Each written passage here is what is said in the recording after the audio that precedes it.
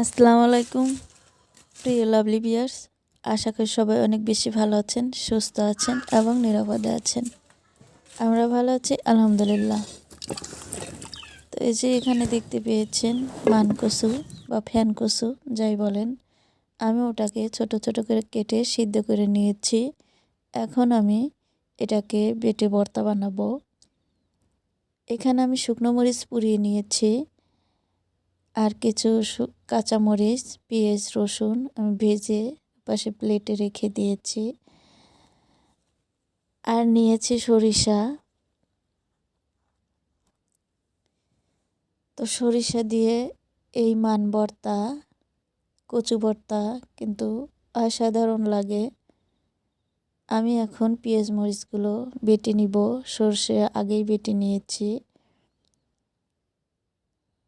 তো দেখতে থাকেন।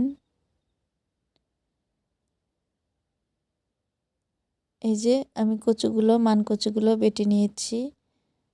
অনেকগুলো মান কচু হয়েছে, অনেকগুলো কচু ভর্তা করব। এই যে এখন আমি এখানে সব কাঁচামরিচ, শুকনো মরিচ বেটে রেখেছিলাম, সেগুলো দিয়ে দিলাম সরিষা বাটা, দিয়ে দিব স্বাদ মতো লবণ।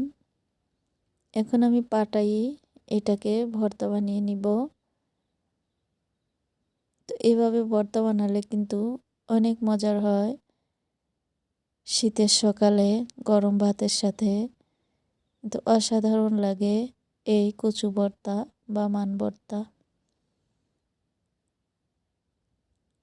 তো যদি ভালো লাগে তাহলে লাইক দিয়ে যাবেন, ছোট্ট একটা কমেন্টস করে দিবেন। আর যদি বেশি ভালো লাগে, আপনি যদি আমার চ্যানেলে নতুন হয়ে থাকেন তাহলে সাবস্ক্রাইব করে দিয়ে আমার পাশে থাকবেন। তো এই তো হয়ে এসেছে এই যে ফাইনালি কচু ভর্তা। তো কেমন হয়েছে সবাই জানাবেন। আল্লাহ হাফেজ।